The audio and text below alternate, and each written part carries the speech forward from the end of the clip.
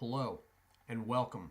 I am the Suit&Tie Dip&ChewGuy, and this is a dry snuff review, nasal snuff. This is the number 12 review of group number 2. So, as you just saw, it will be a Samuel Gawith product, Elmo's Reserve. All right. Real quick, the packaging. Pretty simple anymore because there is no longer back stickers on these for whatever reason. This is a 10-gram tap box. It's got a slide action here that opens the hole up there, and then you tap it out on your anatomical snuff box, which is the hollow in your hand right here. And that is its actual medical name, snuff box. Anyway, Elmo's Reserve. Just a little bit background on that. Nothing to do with Sesame Street. That said, there was a very loyal, long-standing customer of Samuel Gawith's in England. And that customer, back in the day with pipe tobaccos and dry snuffs, English companies or even tobacco stores would make specialty blends for a certain person. That person was usually of some social standing. I mean, not just anybody walked in and was like, yeah, I want you to start making this for me. Anyway, this gentleman, they made this for. And the gentleman had a very loyal dog, and that dog's name was Elmo. So this is Elmo's Reserve because, like a lot of the specialty products that at the early part of the 1900s were made for loyal customers by companies and or shops, those were carried on as actual products in their product lines. So this is one of those instances. This is Elmo's Reserve. There's another interesting point about this. This is flavored or scented, if you would, with Tonquin bean. All right. Now, a lot of Americans, or most Americans, won't know what that is, because technically that's not allowed in the United States, because Tonquin bean has a trace amount of a certain chemical that is considered I don't know if it is narcotic standing, but it is a drug. According to the United States FDA, Food and Drug Administration, it is a drug, so it is not allowed. This has Tonquin bean in it. I got this shipped in from England. I am sure that the Tonquin bean is not on the top 10 of things that U.S. Customs is searching for when it comes to narcotics. So, the bean itself that's used in this is very small amounts. And the drug that is found in the bean is in minuscule amounts in a whole bean. So we're talking about infinitely small amounts of the drug. This does not get you high or anything like that, all right? Mind you, the U.S. is one of the only countries that has a ban on it. The French use it extensively, the bean, to flavor food. And the English use it extensively to scent snuffs and flavor pipe tobaccos. So I've actually had pipe tobacco before that was flavored with it, and I didn't realize it. Samuel Gawith pipe tobacco, 1792 is flavored with Tonquin bean. Anyway, the bean is found in South, Central, and North Southern America. All right. What it does for this snuff is it scents it. You want to imagine a woody vanilla. Somewhat sweet, but a woody vanilla, a subdued vanilla with it's sort of it's more complicated than that, but that's about as close as I can get verbally to explain it to you. So I am going to slide this now with the Samuel Gawith slider. It's hard to get open as usual. So I don't open these all the way up because the stuff is pretty fine. I have not taken any of it before this review because I've been experimenting with this for the last couple days now, and no matter what I do, I start sneezing. The reason for that is the aforementioned bean. Although the tobacco is a medium mill or medium grind, the cut, the bean is larger cuts of it. And you can actually see it. You can actually pick out the pieces. And we're talking, you're talking a couple bumps. In fact, I'll knock a couple out right now. Oh!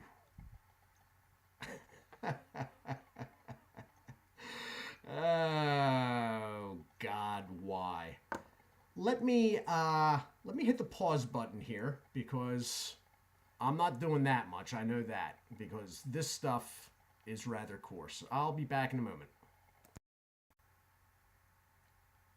And I'm back. I actually got that back into the tap box in basically one swoop of the hole being all the way opened up. I did lose some on the desk though, but not very much. So I just have two really, I can't even see, two small things here, and there's a lot of powder. Partly because I decided to rub this out a little bit. So I had a bunch on my hand, and I got the tap box and I scooped it back up into the box. And then what was left, I took a finger and rubbed down, basically, which is why I have a fine coating all over my hand there. So I tried to get it scooped back up into piles, but it's not really going. I'm doing this because the Tonquin bean in it is coarser than the tobacco itself, which is the main reason why I cannot do this product without sneezing, which is a shame because I actually like this product. This is very different. So I'm going to do this real quick right now.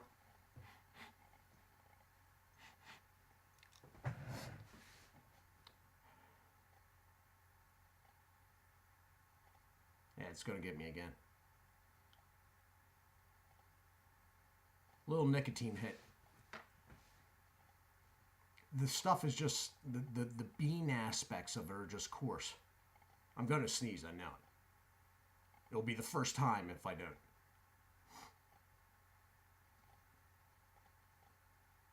Okay, well, that just goes to show there is actually a first for everything. It just passed. So, the scent is really, really different with this stuff. I mean, it is very, very different. Unfortunately, the sneezing out through the mouth so you don't lose product. Wow, talk about a sleeper. What the heck? The scent of this is very different. I mean, it's not a vanilla. Well, it's not vanilla. Number one, it's the Tonquin bean that it's scented with. The tobacco itself is very dark. It's very rich. With the bean added, it's even richer. So, although you have an English snuff that is drier and finer milled, it gives sort of the effect of a fuller scent that you would normally find with a German product. But the scent itself, because of the bean, it's very like vanilla, like smelling vanilla. You're not actually tasting anything technically here. So don't get the idea it's like Fred's Choice or Tough Guy vanilla. It's not a taste thing, but there is a very earthy, woody vanilla essence in the nose, which I really, really like. But the sneezing to me is a big. I mean, if it's a matter of me not having done anything for a week, and then it makes me sneeze, that's one thing. That's sort of on me. But this stuff, I've tried. I haven't actually done any takes of this review yet, but I have tried over the last couple days taking it before I thought I might do the review. And I sneeze on the first taking. I sneeze on the second taking. Last night I tried it 3 times. I sneezed all 3 times, and way worse than what you just saw here. I have a little more here, so I'm going to try to rub it out on both fingers. You can feel the larger bits. I can actually feel them rubbing it between my fingers.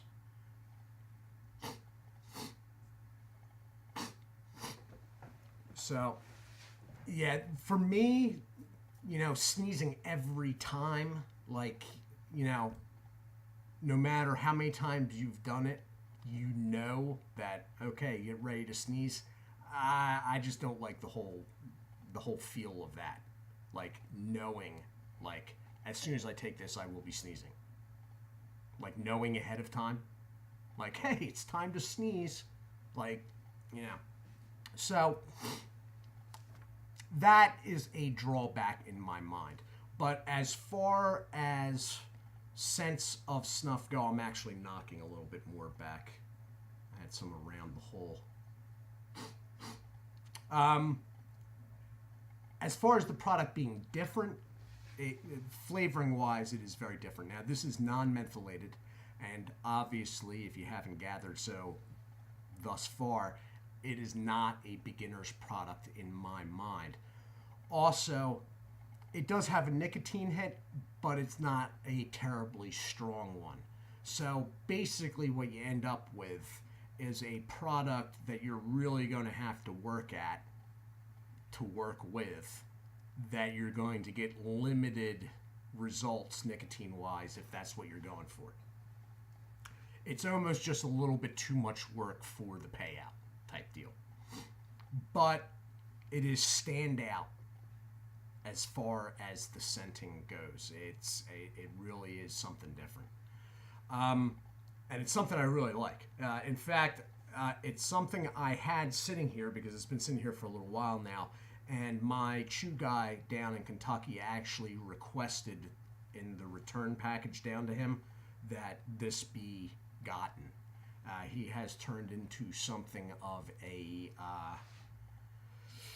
I don't want to use connoisseur, but he's really read up since my channel started on, and our relationship started on dry snuff, and has gotten very much into it. So, if he's requesting it, then it's sort of standout. Anyway, this has been the review of Samuel Gawith's Elmo's Reserve in the 10-gram tap box. It is a medium grind product with a coarser Tonquin bean added to it. It's a little bit rough inhaling, and it does create sneezing, but the scent is standout. It's very different. And that's about it. Medium nicotine, I'd say. Samuel Gawith, Elmo's Reserve. I am the Suit&Tie Dip&ChewGuy. I'd like to say hello and thank you to my only notification, and it stood out real quick. Bottom Gobbler. Hello and thank you. Do check out Berg's Dip Reviews. Winnington.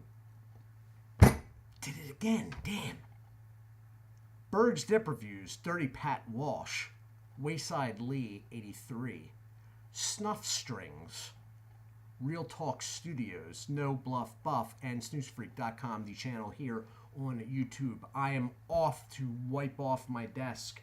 I will be back tomorrow with the continuing Tough Guy line. Do take care of yourselves, and God bless.